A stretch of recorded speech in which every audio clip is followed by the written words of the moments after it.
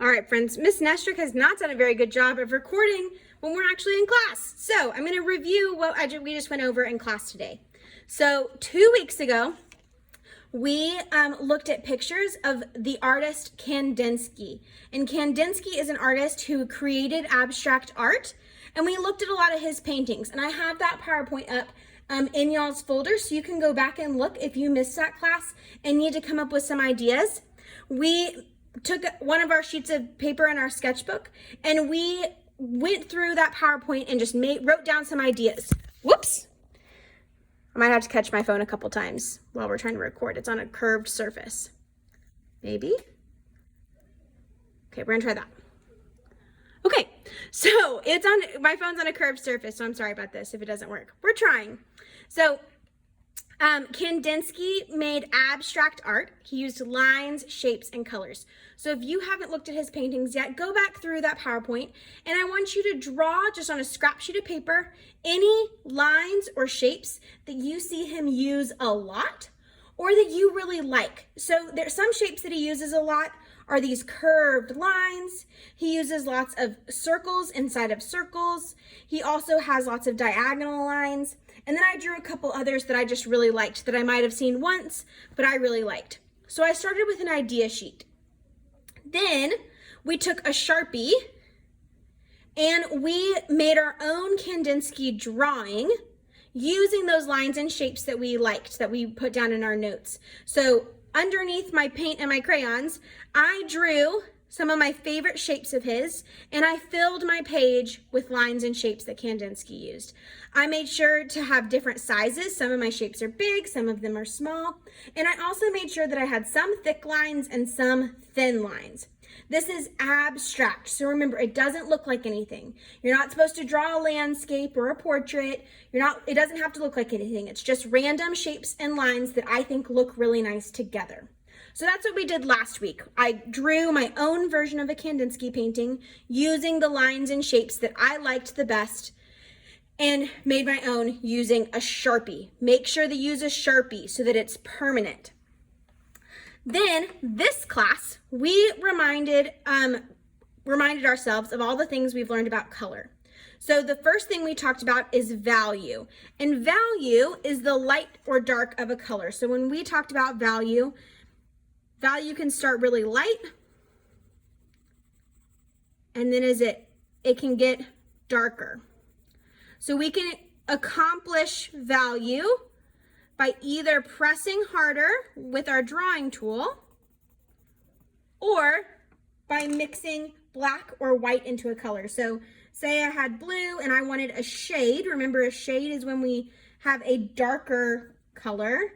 So a shade, I would do maybe a color, so I did blue, and I added black on top of it, and now it's a dark blue. So that is, there we go. I'm trying to get to focus again. There we go. So we've got a color plus black is a shade, and then a color plus white or just drawn really lightly is a tint. So this is what my blue normally looks like. This is a tint, it's a light blue, and then a shade is a dark blue. So somewhere on your paper, when you're coloring, I want you to make value. So mine's right here. I did a tint, my normal blue, and then a shade.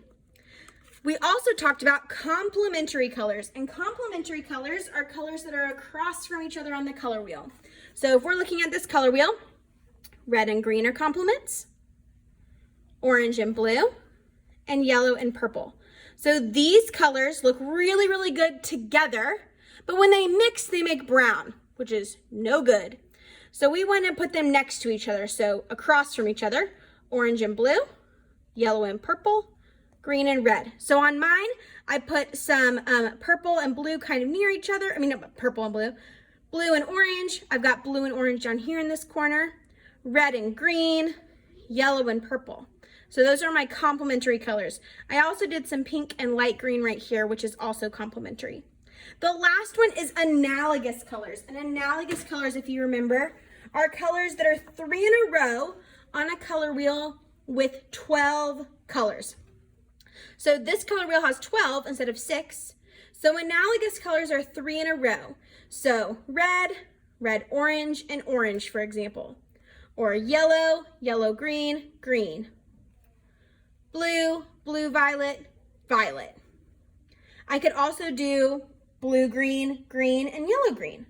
So it's any 3 in a row. So on mine, I did green, blue, green, blue, and then I did red, red, orange, orange right here. I could also go back. I haven't done much yellow on mine.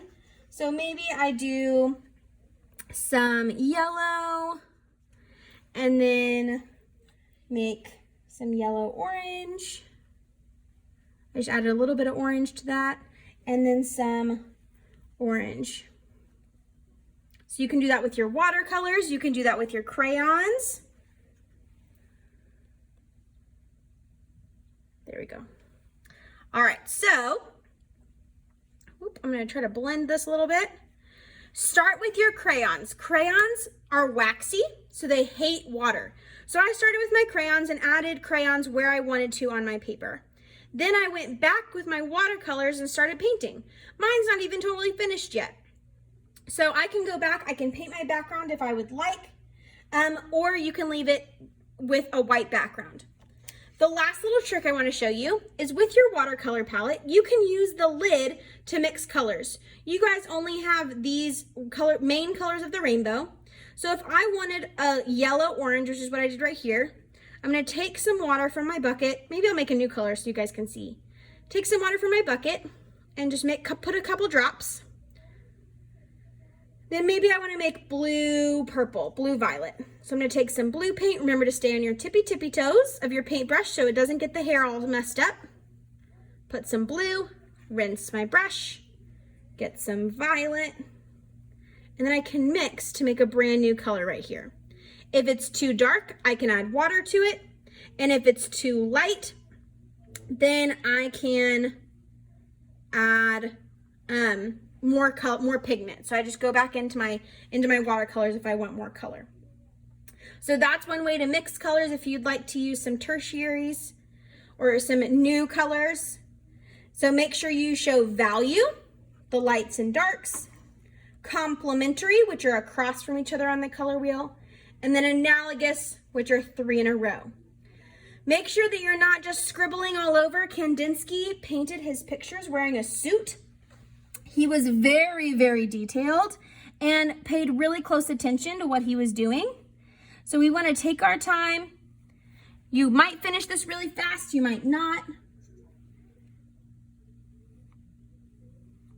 Remember to stay on your tippy toes. If your brush gets too dry, all you have to do is add more water to it and you'll be good to go. Watercolors blend really nicely and so do crayons. So if you want to blend or layer colors, you absolutely can. And I think that's it. If you have any questions or need help, message me on Schoology and I'd be happy to help you. Have a great afternoon. Adios.